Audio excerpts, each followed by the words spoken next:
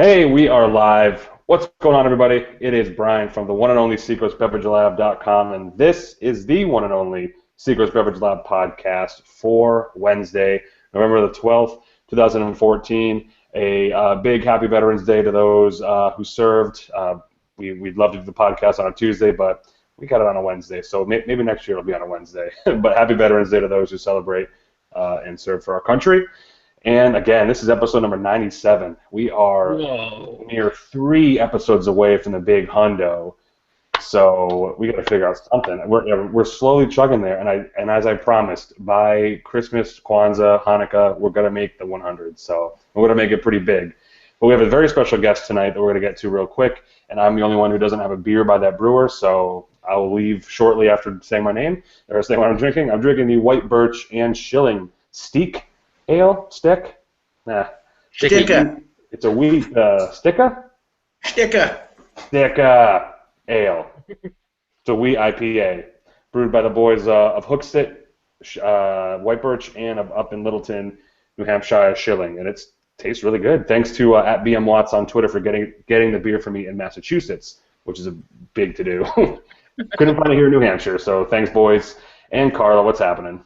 Hey, Carla here, known online as Beer Babe. Still recovering from Portland Beer Week last week, but I have a new release from Sebago Brewing Company called Royal Tar, and we'll talk about that a little bit more later, but definitely a good night for that. Oh, man. Super jealous. Have you tasted it yet? I have, and it's kind of awesome. Ooh. I'm about to boo all of you. Sean, what's happening, buddy? Hello, I'm Sean from twobeerguys.com. I'm currently drinking a local harvest. So that's a trend going on here. Maine born and brewed. Man. But of course, how's that tasting? I mean, always tastes good, but how's it tasting now?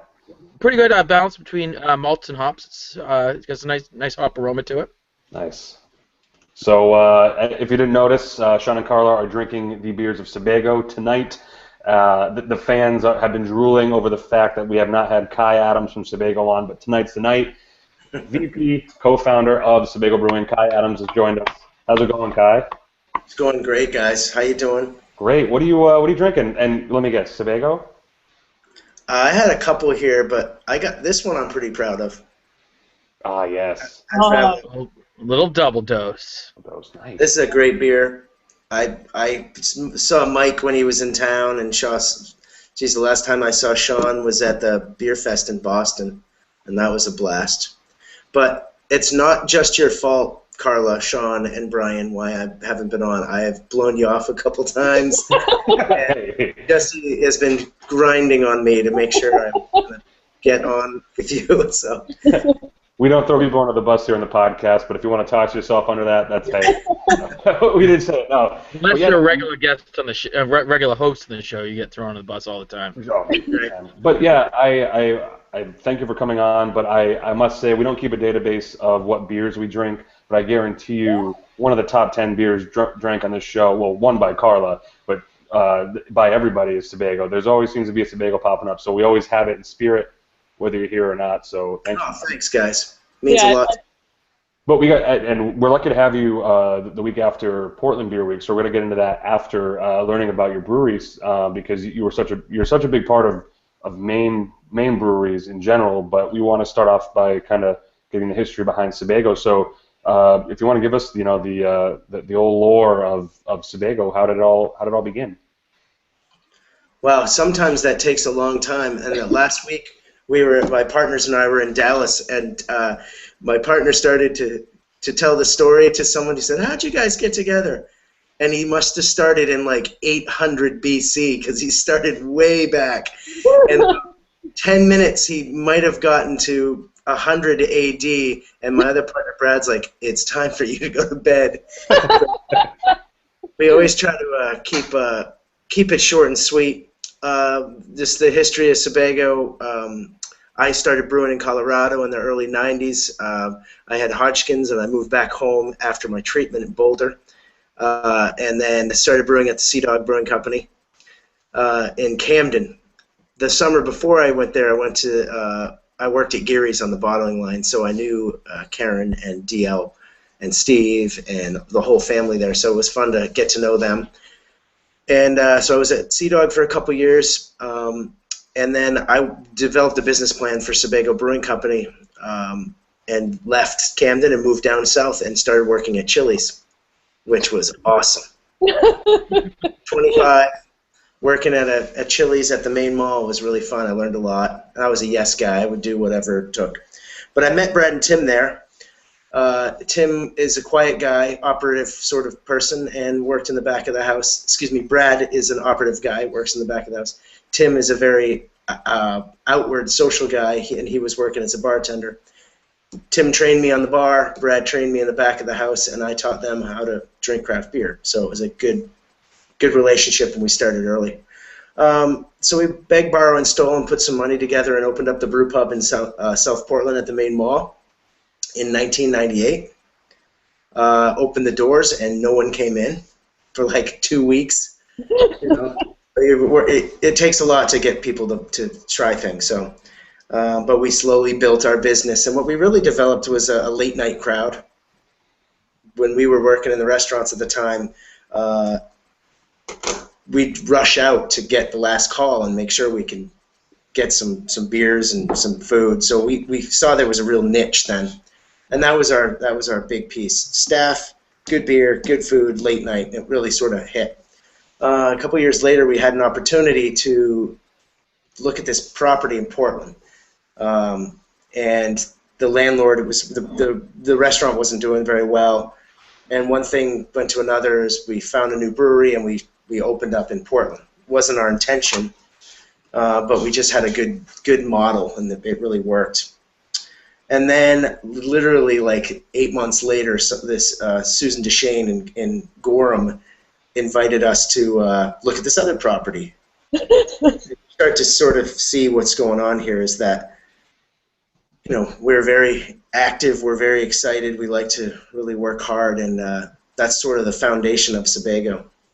Now, did you have any beer? I mean, obviously you worked at breweries before, but did you have any beers that inspired you to start a brewery, or you just were a fan of beer and wanted to start a brewery?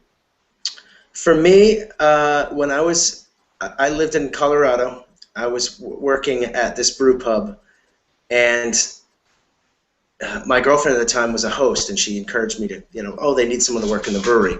So that's kind of where it started. I would wash growlers, clean tanks, do whatever, mop floors, you name it. And one day they needed someone to work in the brew house. So, I mean, I was 20, so it was really young. That was in 93.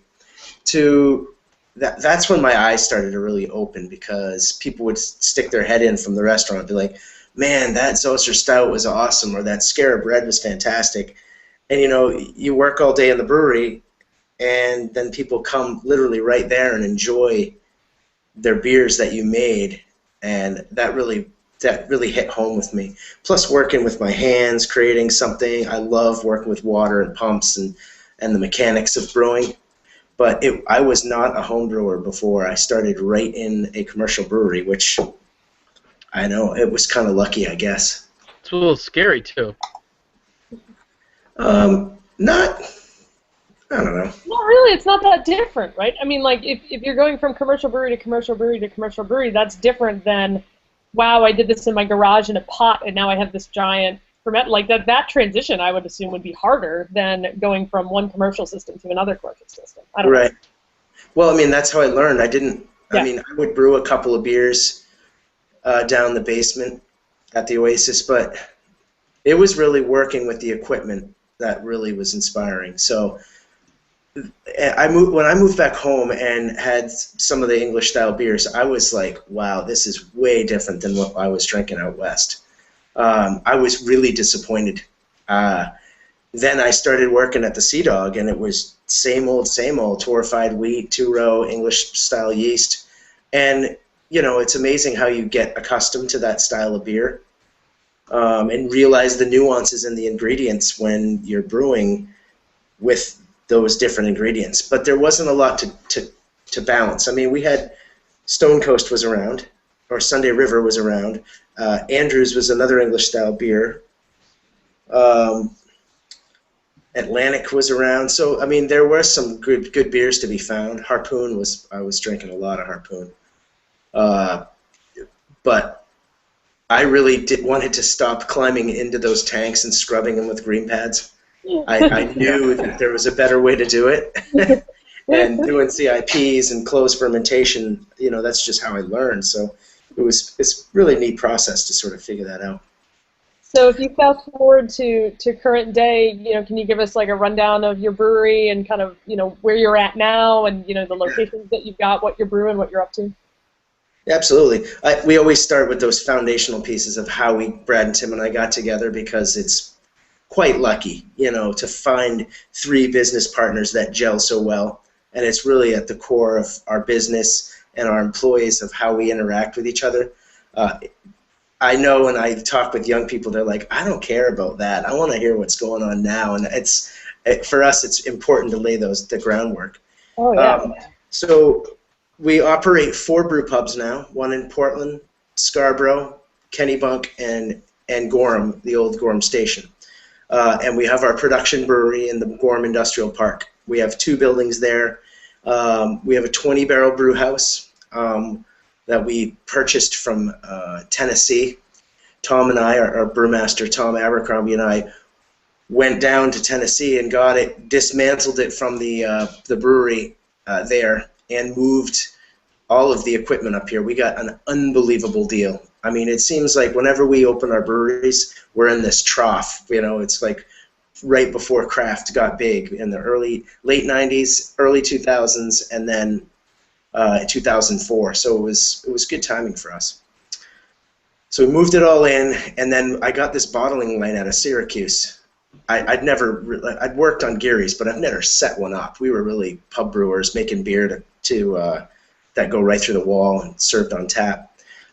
So to step into that realm, was interesting for us, because what happens as soon as you start shipping into bottles, if you don't have the quality piece in line, you're doomed, So we had some major steps that we had to get through, from bottles blowing up to diacetyl problems and DMS and you name it, infection, and it's a process. It is totally a process to figure it out.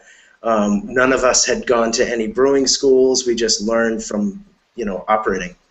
So as the years progressed, we got better and better at it, and really learned the machinery. And right now we're as probably good as we've ever been, particularly with quality and with packaging. John is our bottling guy, and he has had to learn this piece of machinery. It's unbelievable, the parts and pieces, and it's all in German, and the only support is a German company that it's like $5,000 to just get the guy to step in your warehouse. Wow. So yeah, so what we've done is we've worked really hard at sourcing all U.S. parts and re-engineering some of the pieces and have them locally made. So the filler's working very well now. So 20-barrel brew house, we have 6 40-barrel fermenters and 4 80-barrel fermenters. If we sold every drop we could brew, we could produce about 14,000 barrels. We're currently half of that, because you need full capacity in the middle of June, July, August. You might hear people talking in craft about buying capacity, growing capacity. In Maine, brewers have to really have twice the capacity to do their sales year-round, because you can't miss a beat June, July, and August. And so you'll see, there's a lot of space in different breweries. I mean, Baxter, I couldn't believe the 6 240-barrel fermenters they have up there. It was unbelievable. That actually goes into, because you are on the Maine Brewers Guild, but can you tell, I tell people all the time about, beer in Maine and the Maine beer, scene and industry and its history and whatnot, but I'd love to hear kind of your perspective, just also being in the beer industry in Maine since, the early 90s. What do you see as being, some of Maine beer's strengths, and, what's it like to be a brewer in Maine? That's a good question. Right now, the landscape and the personalities is more diverse than it ever has been. It really is. It's from young to old. It's really fantastic. A couple weeks ago, Heather and Joel and I, on the board of the Maine Brewers Guild, went up to Bangor for a Northern Maine Brewers Guild meeting, and to really meet, there was like 5 new breweries there, and all of them are expanding, and so it was really, and they have skill sets from engineering to teachers to restaurateurs. They're a varied group of people. And it's the same in Southern Maine. It was just really fun to see all those new breweries and the owners. And then the last weekend at the kickoff of Portland Beer Week was the Maine Brewers Guild event, the freshman class of 2014, where we got to see all 12 of those breweries. I'll tell you what, I could see the excitement and the passion in every one of those people that I talked to, and I remember feeling that way and being like, the world is mine, and right now consumers are so jazzed up about craft beer and about people in craft beer. It seems like it must be so much easier, but they face the same challenges for any brewery owner. So the Maine beer scene is super unique because we have a deep history with D.L. Geary and Alan Pugsley. Alan pretty much set up most breweries in New England. It was, at one time, there was 40. Mm-hmm. So that style of brewing is prevalent.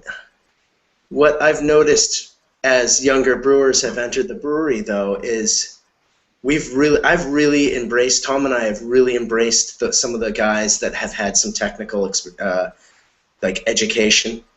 Before it was like, yeah, these guys are prima donnas, they're not going to wash kegs, or they're going to, they have certain expectations, they're just going to walk into the brew house. But we've learned that that's not true, because people get into brewing because they're super passionate about making beer and being part of the culture.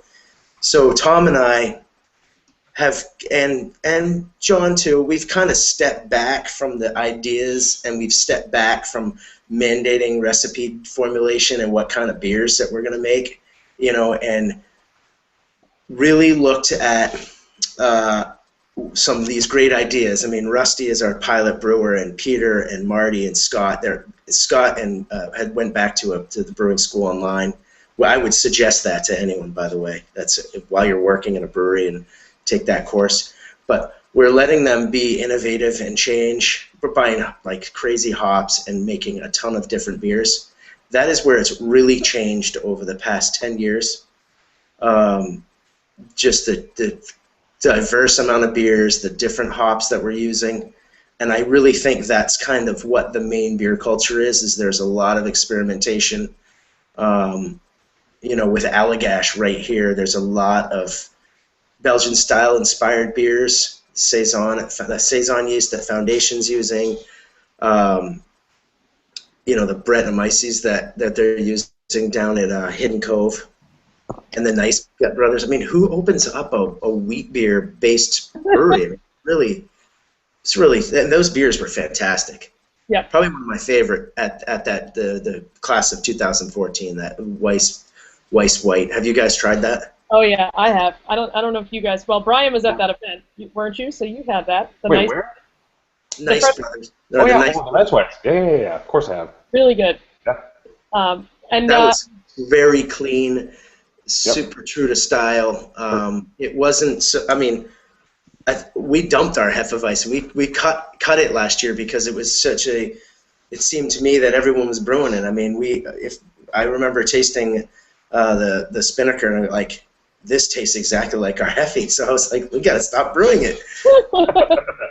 But Maine beer, very diverse. The personalities are fantastic. The restaurants and bars and stores have really embraced craft. We are going to hit 60 breweries here as soon as Abe opens up Orono Brewing. Wow, ridiculous. You bastards. That's a lot. New Hampshire's only even half. Yeah, that doesn't even have half. New Hampshire's a little slow, I've noticed, on the third state. On the speed of opening. Like, I don't know what it is. Regulatory. Don't worry about us. We're going to be all right down here. Don't worry about it. We got plenty of beer up here. I mean, it's We're going to be all right. So don't you worry about us in the Granite State. Maybe I worry bet about the Sean. gallonage coming out of New Hampshire is 5 times what's coming out of Maine. Oh, jeez. Yeah, it probably is. well, if you count the non-craft. But yeah, so let's refocus here. We're not talking about New Hampshire, although I'll talk about it any day. We're at a point where you're talking about the main beer scene. You've talked about the start of your brewery, but most importantly, we should talk about the beers. What were some of the beers that you started with when you opened up your brewery? Well, the first beer I brewed was a Pilsner. It was called Portside Pilsner. And we brewed it before we opened, but it wasn't ready when we opened. And then Boathouse Brown Ale, and then Fry's Leap. Those were kind of the cores. And then we brewed Lake Trout Stout, which is very close to the Oasis Zosser Stout. All right. Equal parts black patent and chocolate. The hop schedule is exactly the same. So it was nice to have that ability to look back at what we had brewed out west and make it in Maine. So we started with those, but for the longest time and Fry's Leap has been our lead forever, and it's evolved I need to know the story, the origin story. How the hell Fry's Leap is one of the better IPAs in New England, if not the U.S. But what's the story behind that beer? Because no matter who I give it to in my family or my friends, they're like, this is one damn good IPA, floral, all that. Can you do a little sidebar on Fry's Leap for a second? Yeah, well, first off, Fry's Leap is a cliff on Sebago Lake that I grew up jumping off of. And my wish was to sit at Fry's Leap Cafe and drink a Fry's Leap while on Fry Island looking over at Fry's Leap, and I got to actually do that. And anyone can do it now that it's on draft there, but it was always a dry hopped, hop forward IPA, and in '98 that was a weird thing, but it was really unique and really fresh. I really have had a fondness for Stone in the past years. I love Ruination has been my favorites for a long time, and I wanted it to build a little bit. So at one point it got up to 6.8%, and the malt was a little firmer, but it's really been dialed in the past couple years. Particularly with Rusty, he makes dry beers, which is good. And the hops have changed. They, changed with the palates pretty much. But it is locked in now, and it's 6%, and that's a great beer to have. 6%, easy drinking, good hop aroma. It makes up 45% of our production, and Crazy. it's a sleeper. Fry's Leap's a sleeper, and we lead with it most places. Awesome. And then obviously your Lake Trout has been, I've seen it in places that are nitrified. It is. We used to put it in 6-packs and carbonated. Last year we since discoed that, Saddleback in 6-packs and Boathouse Brown Ale. All right. And I guess like I was saying earlier, we've done things a certain way for a long time, and I feel like a lot of breweries in Maine have done that. And over the past probably 3 or 4 years, it becomes really apparent that if you're not being innovative, your brand and your beers get boring. And we really, really notice that. And as a brewery, we are excited about different hops and different things and different beer styles. So we started to rebrand, and Tom was like, we have all these different brands that aren't like we would sell maybe 600 cases of stout. Everyone loves it, but it's not a volume beer. Yeah. So actually usually we come up with the segues, but sometimes we'll let the guests come up with them. But let's talk about the rebrand, because that was pretty big. Yeah, that was a big process. So, you kind of started how it came up, but what kind of a process is it for a brewery to just kind of go carpet, pull from everybody, and then here's a new brand. How'd that come about? It's hard. We don't make quick decisions. It takes a long time for us to make decisions as three business partners with three different personality types. Brad, my partner, called me. It was in Hannaford and North Windham, and he's like, "Hi, where's our beer? I can't find it." I'm like, "It's like door 5, high level." Oh, there it is. Like, he literally couldn't find it. And our logo isn't on the packaging. It didn't translate well from what our experience is in the restaurant. So it was just, it needed some real love. And so we had to start with the logo, which has that, like Carla was showing. Yep. Coming good. That took a long time to figure out. And listen, the antique wooden boats are from Sebago Lake. My dad had them. I'm really close to it, but antique wooden boats are like your creepy uncle's hobby.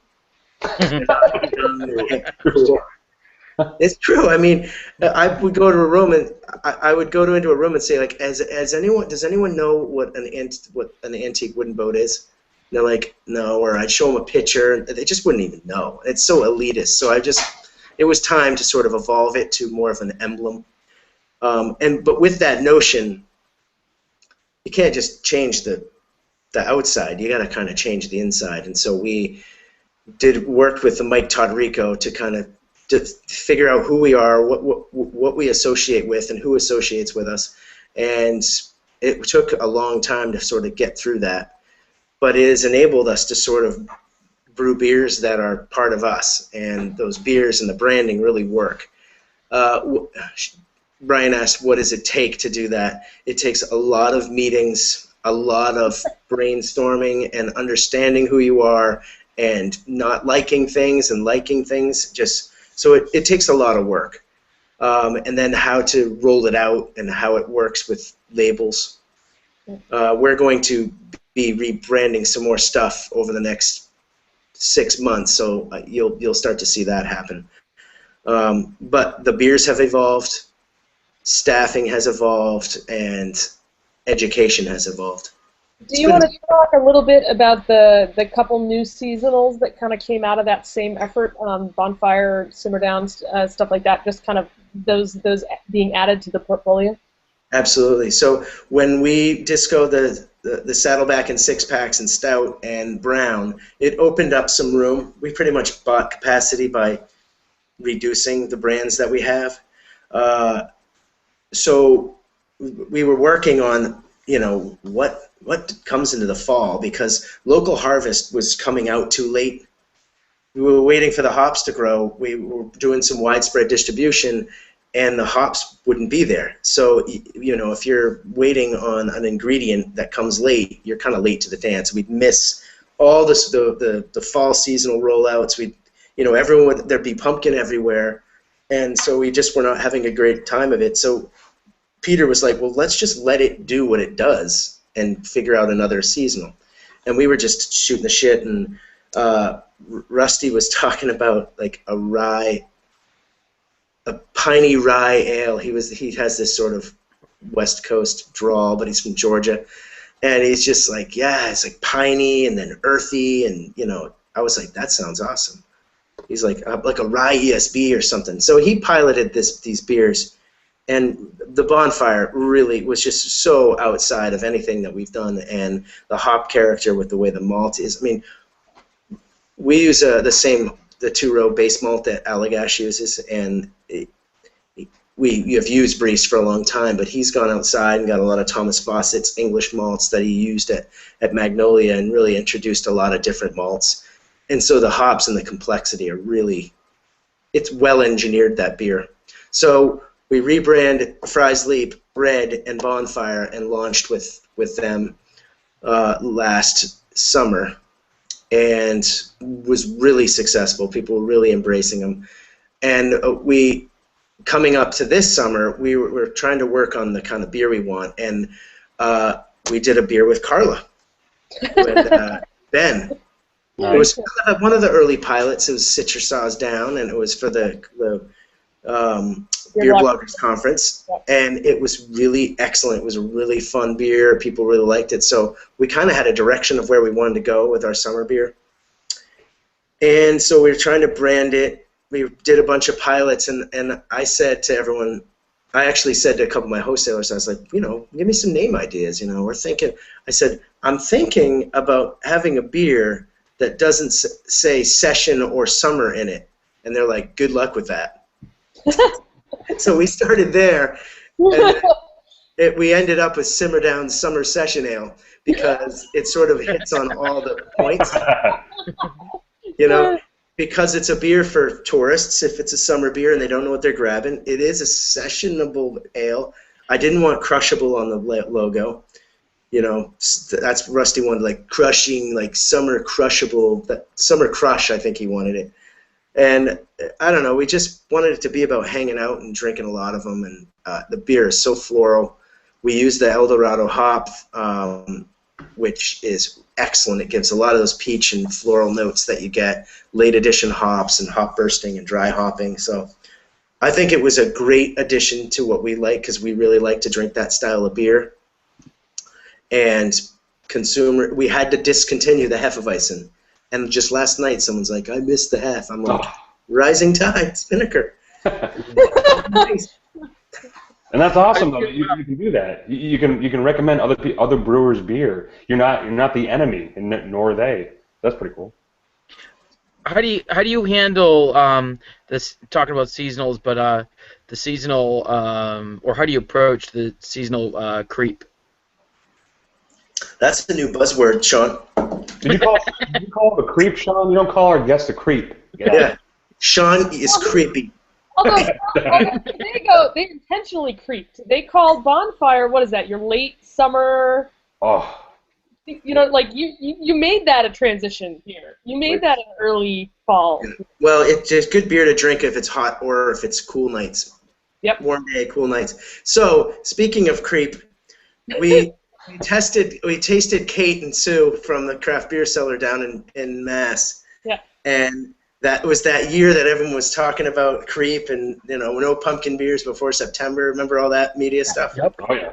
And they had our Bonfire Rye in their store, and it was funny because it was it's just a rye ale stoked with hops, but it was our fall seasonal, so it snuck in under the creep. But how do we handle it? It's really hard.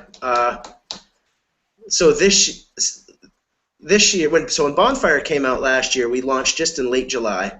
There was very little Hefeweizen left. Really successful, a lot of great distribution, and a lot of success on premise and off. Then we went into Slick Nick, Bump, and then this year, Simmer Down was so popular that it creeped into August before we got to get Bonfire out. Crazy. So since the success of Simmer Down and where it was all over the place. It took a long time for Bonfire to really get into the distribution channel, and so we're down a little bit on sales on that and production on that because it came 3 or 4 weeks later, and so that it's really hard to juggle it. And we had a lot left over this year, which we put into the distillery down in Infinity, which is awesome. Now we're talking. Love that. Nice. We did it last year too, and we're gonna have. It's on the whiskey has been on wood all year, so we're gonna blend it up and have a ton of cases of Bonfire whiskey schnapps. Oh my God. Yeah, I may or may not have had a sample of that, and it has been awesome. So. Yeah. Oh, you did. You were there. Yeah, I was there. Yeah, that was. That was at that local hop thing. I'm calling the cops. It's pretty cool. So we can have next summer we can have a shot of Bonfire whiskey and beer. So cool. That'll be fun. That'd be cool. Yes. So just let me finish on because it's super challenge for breweries. Even for new people too, the new breweries out there, they don't understand the pressures around it. Yeah. Well, a lot of people aren't doing seasonal type things. Some of the smaller breweries can just release what they want to when they want to, and that's really exciting. It's a unique model. Name Beer doesn't have a seasonal. They just have 7,000 bottles on the shelf. Like, you're like, which one am I going to get? So this year, Bonfire is a little behind, and if you have so much, your wholesalers don't want to let the new seasonal out before we've gone through the old seasonal. So that can be a challenge. So pretty much Slick just kind of went out today when we planned for it the first of the month, or Halloween usually. So it kind of does creep, and it pushes the calendar ahead, and it makes challenges in brewing, and you got to kind of gauge on what you're going to do. It's like you want to make enough to run out early, but early is on time for the next one. Yeah. But And you might have a specific event that you want to promote. Peter, one of my brewer, Peter, head brewer, had a good quote today that I was going to share. He goes, "It's not very prophetic, but I did write it down nonetheless.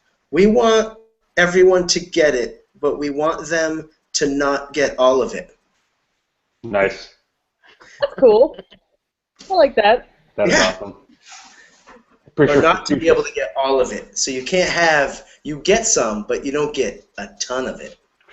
I guess that's a good strategy. Yeah. Yeah. Now, I guess in the case of a lot of big brands, the Sam Adams, the shipyards, who the seasonal creeps keep coming earlier. Do you as a co-founder, VP, runner of these breweries, do you see that happening with your beers in the future, where they might come out a month earlier or 2 months earlier? And is there a way to stop that, or is that just going with how business is? You need to go ahead of time. It's pretty much communicating and juggling when you want it to happen. Okay. I don't really think that we need pumpkin in July. I'm right there with you. So But for their business model, I mean, it makes up a lot of their revenue. So I can understand it. I think that I actually talked to Gabe from Sam Adams. He's the New England rep, and he's like, "You guys are smaller. You can be much more nimbler." Because I had asked him when Rebel IPA came out, I said, "When did you start thinking about that?" And he's like, "Last year at this time." I mean, it literally takes them a year to get that stuff into production and, get the packaging design with their rollouts. I mean, they're a very robust brand. I mean, the most robust brand. For us, we can be a little bit more nimbler, and we're always trying to be better. It's just communicating. We just talked about it today, and I think we're going to probably use the Google, the Hangout for our sales meetings, and for Tom and I to be able to communicate what we're talking about, because it's getting that info out there. Yep, absolutely. My sales rep today, she's like, "When's the barley wine going to be available?" Yep. I'm like, "Well," we went out in the brewery, and I showed her the labels in the tank, and I was like, "Soon."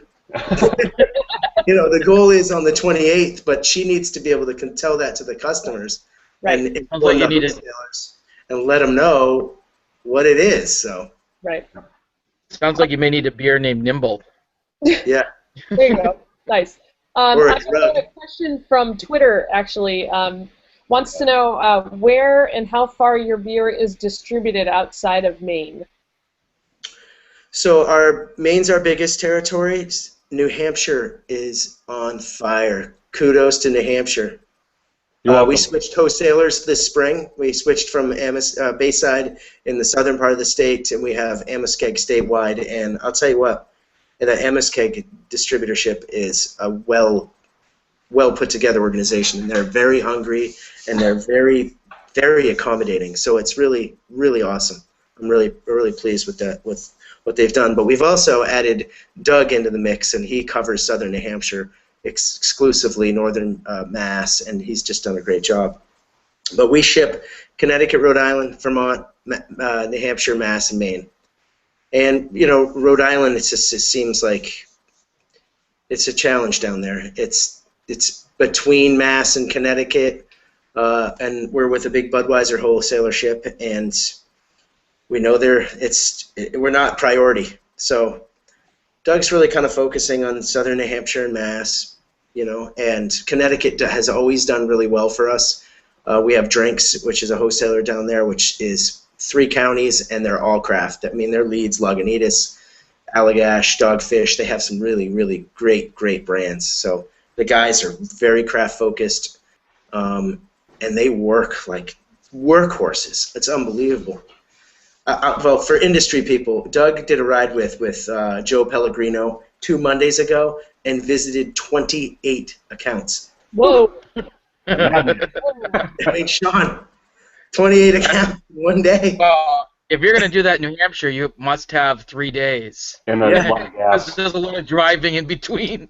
Right. Yep. Still, Same with wow. There's not that many beers in the New Hampshire Beer Book out in stores now. Sorry. Shameless. Carly, you got a question?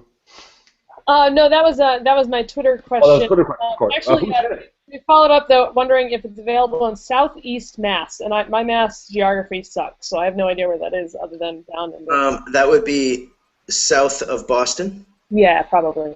Okay. It is probably, I think, one of the, isn't there a Cappy's down there? We haven't spent a ton of time in Southeast, because we're with the Craft Network, Craft Brewers Guild, El Knife Network in Mass. So There's like they colonial liquor. Colonial? Yeah, Weymouth has some great beer places. Yeah. They will have your brands there. Yeah, they definitely will. I mean, I could look it up real quick if you wanted, but You can follow up later. That was just a Twitter. They're hungry. They want your beer. So. I do have like a sort of like a sort of a beginning question for you guys. Starting in the '90s, everyone talks about the breweries in the early '90s, where that there was a little bit of the craft bubble where people had started and kind of a lot of breweries who started didn't do well in the '90s itself. But when you started at the tail end of the '90s, did you hear those same stories and kind of the skepticisms from other people of like, beware, it's not easy to do it, and if you did, I'm just kind of curious if the brew pub model had any influence to be able to help your business grow and survive in the early years. yeah, I like that. That's a well thought out question, Sean. I was 25 years old. There was nothing stopping me. I had I was not averse to risk. We were ready to do this.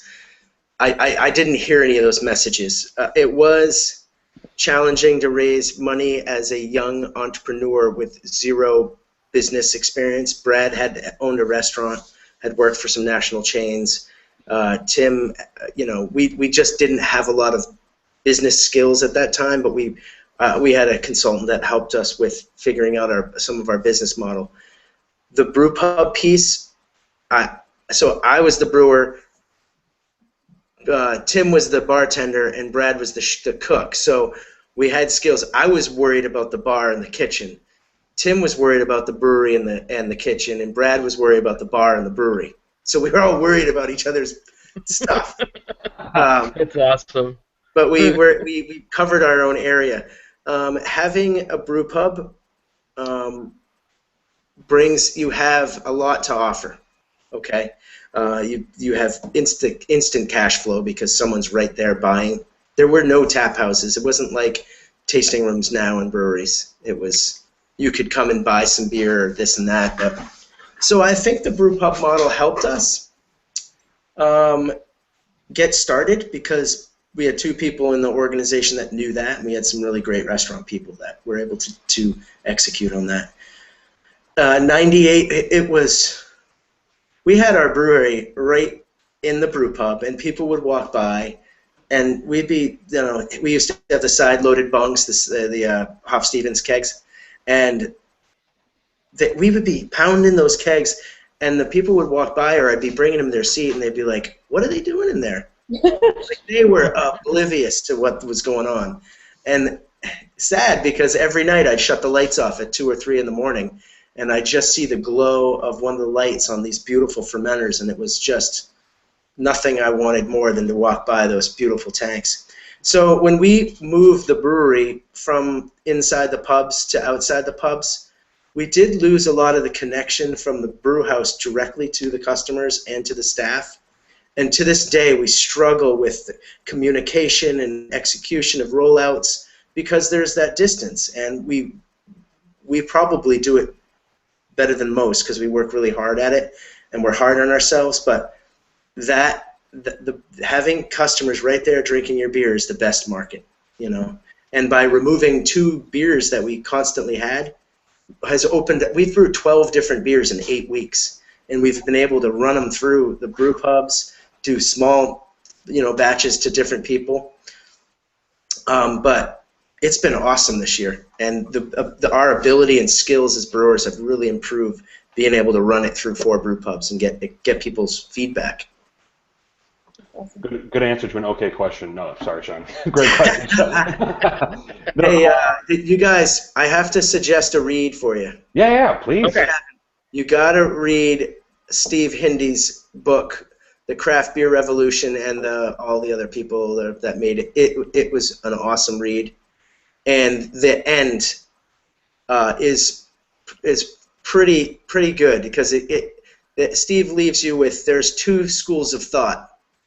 The people that are like, we don't want your fizzy yellow water, or those people who are really open-minded and open and like are right about all beer.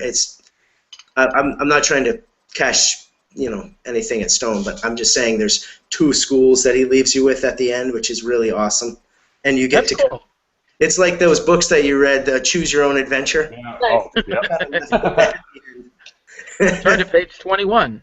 Yeah. So maybe episode 100 will be a book club. So start reading now. No, but I have one more Twitter question, and then we're going to ask you the official question as being the guest of honor, and then we're going to do a quick, maybe 10-minute discussion on Portland Beer Week because we know your time is precious. We don't want to waste it. But this coming in from Joey Burks. Joey Burks he comments, he says, their barley wine is their highest rated beer, I'd imagine on Beer Advocate or whatever he's reading. Do you agree that it's your best beer? Now, I understand it's asking, what's your favorite child, but do you agree that the barley wine is your highest rated beer? Should it be something else? Oh, do I agree that I know it is. Oh yeah, okay. So you know it is, but do you agree with that? I mean, do you wish it was something else? Is there an underdog in your lineup? Fries Lead. Boom. It's seriously, it is. It's solid beer. It doesn't get the love that it needs to get, and people need to try it again. I mean, that's kind of our thing. You gotta just try it again with the rebrand. I think there would be a lot of converts really quickly. Do I think barley wine should be our best? It's really interesting, the way the coconut comes out of the barrels. But, I mean, it's just high octane, high malt, high barley. I mean, it's high everything. And it's pretty complex. But I think that we should be recognized for other beers than the barley wine myself. All right. So we made an extra 15 barrels of it this year, so Doug was like, it's not a question of how much, it's how much can you make, Kai? So, I want people to enjoy it and love how special it is. It's coming out next week or in the next couple of weeks. I can drink maybe one of those. My partner Tim absolutely loves it. I think Bonfire is one of the better. Simmer Down, I mean, that's going to be really special this summer. Yeah. Just you wait. Nice. Well, we have one question that we have asked almost every guest we've ever had on, and I always like asking it to the people who've been in the industry longer than the ones that have only been here, for a month or a couple of years. Or so the question, we call it our moment of Zen question, but the question is, if you have somebody come up to you, they come into your brew pub or they show up at the brewery and they start asking you, Kai, I want to open a brewery. What advice do you give them? What do you tell that person now, knowing what you know about having a brewery and in the brewing industry as it stands right now? I think the answer has changed. If you had asked me 15 years ago, or 10 years ago, 5 years ago, geez, I don't know. I don't know if it's an experience answer or financial or business. I think that someone should work in a brewery first. to sort of get their understanding.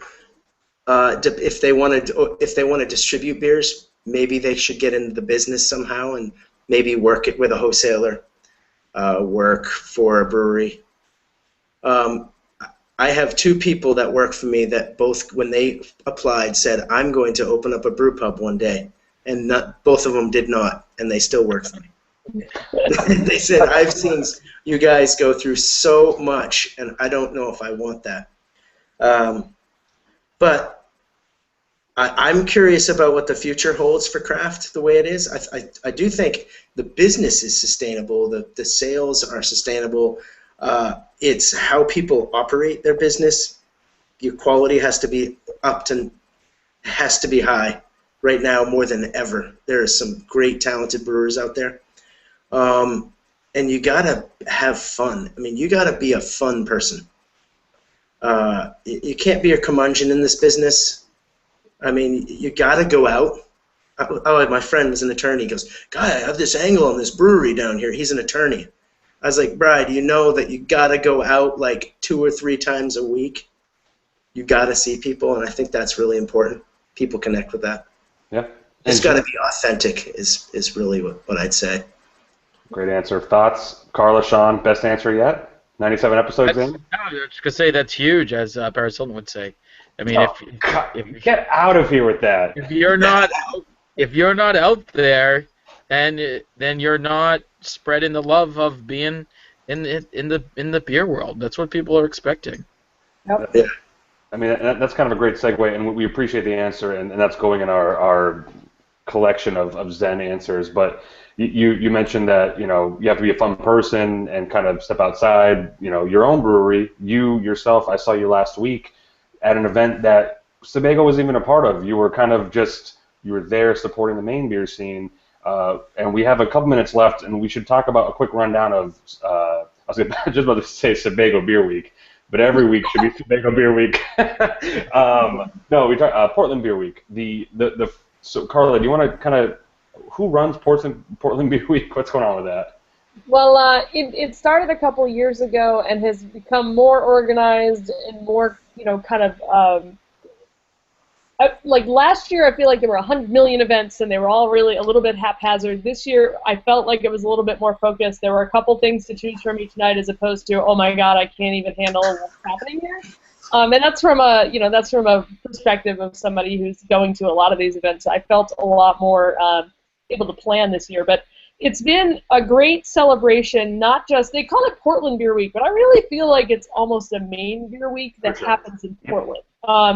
Especially with events that have just been added, like that freshman orientation we've been talking about, where these 12 new brewers that opened up in the past year all came from wherever they were from, Skowhegan, Limerick, whatever, all down in one place so that people could try out their beer. A lot of tap takeovers and beer dinners and beer pairings that featured breweries that, that maybe only one of their beer is usually on tap in town, or maybe you have to usually go to the brewery to get a growler of it. So it was. I love it because it's a showcase of things that either I can't normally get or aren't normally together. And I'm loving the way that it's evolving. It was exhausting. I was telling Brian before we got live here that on Friday, the last day of Beer Week, I was planning to go out, and I came home from work, and I went, okay, I'm just going to, I'll take a little nap, and then I'll just, rally, and I'll go out. So I laid down, literally, and I woke up on Saturday morning. And I was like, okay, I'm not Best going Saturday ever. But Kai, I saw him all over the place, also because you're heavily involved in the Maine Brewers Guild, which did sponsor a bunch of events for that week. So I'd love to hear kind of your perspective, Kai, on that week. But nice. Yeah, it was awesome. There's too many events even to shout out to half of them, but I really think they showed Maine breweries in a lot of different ways and got it all out there. I did Saturday, Sunday, Monday, Tuesday, Wednesday, Thursday. Yep, that's exactly what I did. I tried to do it sounds awful, but awesome at the same time. Yeah. And then I didn't have any beer until Tuesday. So we started at the Maine Brewers Festival for me. It was fun. We kind of toned down our presence at that. Wasn't the biggest attendance I've seen, and there was only 13 breweries. I'm hoping for more next year. It's always a good event. It's a different crowd. So the highlight for me was absolutely the Maine Brewers Guild freshman orientation. That was well put together. Sean, the executive director, killed it. Our friends over at Coffee by Design. It was just awesome. Oh. I ended up with La Charity's freaking 11% Saison as the last beer. I was like, cross-eyed, and it was snowing. And then right after that was the Rising Tide, the release. Hilarious release. Everyone went over there, and it was so fun. I mean, it was just like sensory overload. It was really wild. We had that fire at the up here that killed one of the dishwashers at the Grey Lost Bear. So we had an event on Monday, and it was quiet. But we then Tuesday. What was Tuesday? The whatever. There was a ton of things. There was a lot. I mean, people were all over the place all the time, and it was fun to really connect. It was great to connect with people. It was awesome, and the other one was the Bill Murray Beer Week at Navarre. That was ridiculous. I mean, whatever. It was a shit show. It was absolutely. I mean, you couldn't get a beer. You couldn't even look at a beer. It was so busy. Yeah. I heard for the first time, like, I have never, of all of the events, they have Swansea Day there. They have like crazy popular events there. There is a line around the corner to get into Navarre, and they were doing the, like, one person leaves and one person gets to go in thing, which I have never seen them do. Like, it was nuts. I don't think they were ready for that. No. Jim Wisman from Mariner said, "Kai, you ought to have what's his name from Vacation." Oh, Chevy Chase. He said Chevy Chase Day. Please. We'll just do the entire, like, old SNL cast day. That would be fun, too. I'll come up to you and set that up. No, I'm kidding. There was a cool event, you guys, the Pro-Am at... oh, that was awesome, too. That was fun. Yeah, so what that was, just for people don't know, so they had a whole bunch of breweries that brought a home brewer in to brew a pilot batch of something. So they brewed it collaboratively, or they got to use the bigger system. And then they put them all on tap at Selvage Barbecue, which was awesome. You got, you could order, little pours of each of them, and then you cast your vote, and it was just by popular vote. And Foundation Brewing and Jeremy won that one.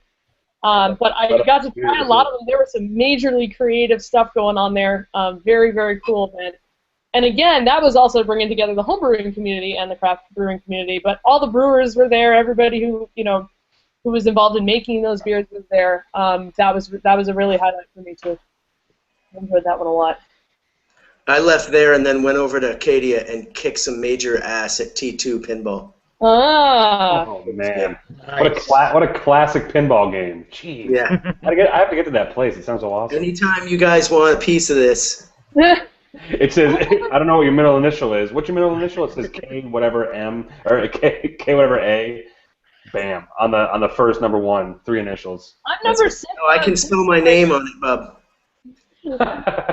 Spell my whole name on there. Well, it's true. It's KAI on there. What are you talking about? And I'm number 6 on the Tetris machine right now, so that's my. Nice. Until they restart it. Man, it's so cool. Yeah, they unplug it. They're like, next weekend, plug it in. I can do that anytime. But yeah, so I mean, it sounded like a great week, and obviously as beer drinkers, we appreciate, because you run your own brewery, you take the time to set up or help set up an entire week of other breweries events as well. So that's kind of huge. Here in New Hampshire, we don't necessarily run that way, I say yet, but I do, from a beer drinker's perspective, I like how other brewers are promoting other brewers, because like you said, after that beer school got out, there was a flood of people going over to Rising Tide, and we saw the same people there. Just the show of support is crazy, and I think as kind of one of the, you probably won't buy this term, as a spearhead of the main beer industry. You kind of set the path for a lot of this brewery friendship that goes on, because you're a nice guy, can I say? Well, I think it's important, and it really has evolved, because Sebago is considered this old brand. We're locked in with Shipyard, Gary's Gritties, Andrews, Allagash, And I think it's really important that people see us for who we really are. Great beers, social, we're a hospitality company, we're out, we're engaged, we're innovative, we're constantly changing, and we have a little stigma that we're always trying to get out of, and I think the more embracing we can be as an industry, the more respect you gain and the more camaraderie there is, because for the Brewers Guild, it is part of our founding principles is promotion, legislative, and camaraderie, and with that, you know, you're sharing technical information, you're sharing business information with people. I try to be as helpful as I can, you know, with any of the new brewers, because what does it do to me to say, you know, get out of here, I don't want to help you. I mean, I feel for people, I understand what they're going through. And often, like when I went to see Nathan and Heather, I was like, why didn't you guys come see me? And they were like, they don't know that they can. You know, it's like there's that competitive feeling. I remember the Oxbow guys have come several times. Jeff Houghton has sat down with me when he first started. I mean, you want more people drinking craft beer, and if you can be a part of that, then they're going to invariably turn to your brands and your company. So it is true that that rising tide does lift all boats. The beer and the saying. No. Yeah. So let's. I mean, we appreciate Carla's and Kai's work on Portland Beer Week. Sean and I remain jealous. We were there a couple nights, but or, you know, that's pretty much it. Whatever. But we I don't want to take much of your time. We're at an hour right now, but we have a couple events to talk about, and at the end, Kai, I'd love if you have some events, we'd love for you to promote them. The only thing I have coming up that's kind of on my radar, and Sean will talk about the other one, but the Granite State on Tap Beer Fest. I believe it's a resurrection of the New Hampshire Beer Fest that was down in Manchester. Same place, different title, but Sebago's going to be there, so it's Yes. So That's it's at the First time ever for these organizers in New Hampshire. Say what? This is the first time ever for these organizers in New Hampshire. But at the same location, the same. I figure it's a rebrand. It also hosts other larger brewfests like Saratoga Brewfest, Rochester Brewfest. I think they must have called in for a rebrand of this fest here. Yeah. It was originally New Hampshire on Tap, but there was a name issue with another slogan in New Hampshire. So a lot of good breweries. Wasn't it the New Hampshire's Brewers Festival before, run by Jay Riley? Yeah, it was. The one that was in Manchester, it was Jay Riley. Before. Yeah. So bye-bye. But yeah, so of note, Sebago's there. So if you're watching live or listening to it before then, get down there. And you'll see me. Woo! You see Sean apparently pouring Heineken. I never heard of that brewery. And what else is there? No, that's pretty much it for Heineken. But that's a weird sneak in there. Must have got some ad revenue for that one, I guess. That's not us. That's not me. No, I'm not saying. How about Guinness Blonde Ale? How about that? That's an oxymoron. Yeah. Exactly. Yeah. It's a black-haired blonde. I don't know. Yeah. Have you guys tried that? Yeah, I haven't tried it. My dad asked me how it was. I'm like, I have no idea. I haven't tried it. Not yet. And the other event that starts tomorrow night goes through Saturday. If you're a real ale fan, yes. Nerex North is hosted again in Haverhill at the Barking Dog Ale House starting tomorrow night. Typically, the Haverhill Nerex has anywhere from 60 to 80 different firkins, a mixture of U.S. and Europe. Europe is primarily British or UK, so either England, Scottish, or sometimes from Wales. But typically, they'll get thrown some German beers in there on cask. But it's most of the time about either 50-50 or 60-40 American real ale or casks from all around. I know there's going to be some DC Brow there. There's going to be some Franklin Brewery. Haverhill Tap's got one. And it's worth noting, I'm looking at the NH Beer Bus site right now. For those that are in the Seacoast want to take a bus down there, there are still, 14 tickets left on the NH Beer Bus to go down to Haverhill. It picks you up in Portsmouth, drives you to Haverhill, drives you back for $35, including ticket. Get out of here. Come on. Pretty good. Take the bus, damn it. Come on. Don't kid yourself. And Dave's a good guy. He's okay, right? I saw him at the Rising Tide event, so he's all right. Yeah. But yeah, I love that, and I'm so glad it's back in Haverhill. Man, what a great event! I love it. So close. So close. That's actually where I met Sean for the first time years ago. Wow. I thought he was cool, but I was wrong. Yeah. That sucks. Anything else, Sean? No, that's those are the big ones coming up. Carla, you just on recovery mode? Yeah, I'm totally on recovery mode. The only other thing that also happened in the middle of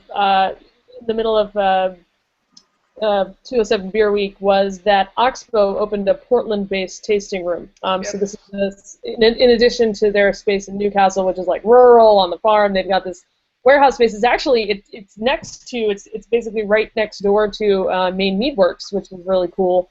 And they're doing some neat stuff in there. So just if you're in town, we have a new tasting room over there. They're going to be pouring some stuff of their regular lineup, but they'll also be doing kind of like bottle pours. So they're opening some of the bottles that they have been doing. But the space is primarily, other than the tasting room, is for Isn't that called a pub? and aging. They have more capacity, and it helps them to distribute to Portland if their beer is actually already here, as opposed to trying to drive a truck back and forth to Newcastle. Yeah. Is it just a pub? No, it's a tasting room, and they're calling it Oxbow Blending and Bottling. So basically, on one side, they've got barrels all piled up, and behind them, they've got tanks. So they're doing some fermentation there, they're doing some souring, they're doing some blending and some barrel aging. So there's going to be a lot of different unique stuff coming out of there, and then it's a neat way to expand your capacity to your target market by bringing it to your target market instead of in the middle of nowhere in beautiful Mid-Coast Maine. So. True. But that kind of happened in the middle, and we were all like, "Oh, whoa, okay." So that was unexpected, but pretty cool. But yeah, other than that, there's a slight calming down of events up here just because of all the stuff that just went on, and I'm definitely in chill out mode. Other than I'm trying to pack to move mode, which is. And the offer still stands. The offer still stands. When I told you if you have any other beers, you don't want to hang on to from the cellar, I'll gladly take them off your hands, help you move them. Looking diagonally at all my Kate the Great. Yeah, no, okay. Hey, and you said greats, which I'm like, who has multiple? This is crazy. I have multiples. I have 2012, 2009s, and then I break it out for the 100th episode, and I'll come up there break and it hang out out for with you. when I get to my new place. Then I'll open some stuff up. Okay, fair enough. I got excited. I get excited for your move. I'm sorry. But last but not least, Kai, is there anything going on at Sebago's World in the next couple weeks that you want to give a shout out to? I know you just came off a huge week. Well, we had a huge fundraiser last night for one of our employees who worked for us until about 7 years ago, and she has breast cancer, and we had this awesome fundraiser for Do It for Danielle. We raised $15,000. That's awesome. The key prize was a kegerator and a year of beer so it was like 12 logs and a kegerator, and it went for $1,500. Awesome. Wow. Awesome. People were really stoked. That's so cool. We don't have any. Actually, we do have one big event. We do our annual Saddleback Day. It's a ticket giveaway on Tuesday, December 2nd, at all our brew pubs. Come and you get a free pass for the early ski season. That's with our partners at Saddleback, which is awesome. But we're kind of getting ready for the holidays. It's a busy time for us, and Slick Nick's. He's here, and he wants Indy or pint glass. Yes. Oh, big Slicknick fan. Yeah, it's delicious. And you can actually say Santa is real. Like you can touch him. You can anyway. Yeah. So is it coming out soon, or is it already out now? It's out now. Yes. It got pushed back a little bit. Thanksgiving, get in there, folks. Come on. And we have the Royal Tar, which I'd like to explain real quick. Yeah, sure. Yeah, please. And barley wine, and those will be in gift packs, which will be awesome for Christmas giving. But the Royal Tar, as she just said, I don't know if you guys have heard of Chris Van Dusen. He's a child book writer, and he wrote this book called the Circus Ship. And what happened is the ship sank, and the animals swam to this island, and the circus guy came to look for him, but all the people hid them on the island. So it's a cool book. A lot of us at the brewery have read it to our kids. But the real story about the circus ship is that it went down at sea out near Vinyl Haven and Matinicus, and everyone perished except for a lion and a couple of people. Yeah. And the name of that ship was the Royal Tar. So this is about that famous journey, and it's kind of a neat play on words because it does look like tar, yet, and then the imperial style stouts were brewed for royalty. So it's really a kind of a neat play on words, and we really like it. I think it's a fantastic beer. Tom used a lot of the malts that we had left in the brewery, so he was like, we're going to use this, and the other thing, and I think they nailed it. It's super rich and full body. Really good. It's really good, and it's a nice beer for the season and for the holiday. So barley wine and imperial stout, yummy, yummy. Well, I've had a blast, you guys. I really appreciate it. It's been fun. Yeah, thanks for coming on the show tonight. And as we do with every show, at the end, as we raise our glass and we say cheers and thanks for joining us. Wait, real quick. Sorry, the train was coming by. How can we reach you? We have a train break, and it actually came a little late, but Sebago Brewing on Twitter is sebagobrewing.com as well. Yeah, and we have a brand new website which is looking awesome. I really encourage people to take a look at it. Jesse, our marketing girl, has put a lot of effort into it. It looks really tight, and we're really active in social media. It's really important to us. At Sebago Brewing on Facebook, Twitter, and Instagram, and I am Kaya Brew on Twitter and Instagram, and so we all like to see. I always read you guys, so it's always fun to see what you're up to. And this what is this, a podcast? What webcast? It's all of it. I was trying to explain it to my daughters. They had no idea. Can I go? But you guys have done a great job spreading the great word of craft beer, all of you. And thank you so much for that. Appreciate it. Thanks. Cheers all. Sean, want to go back in that cheers again real quick? You can do it, right? You got it. Oh yeah, so, Kai, to you guys, Sebago, all your locations, thank you and continued success. And Slick Nick in stores now. Do not pass it up. Cheers. Cheers. See you next week. That's it. Wait, where's that at?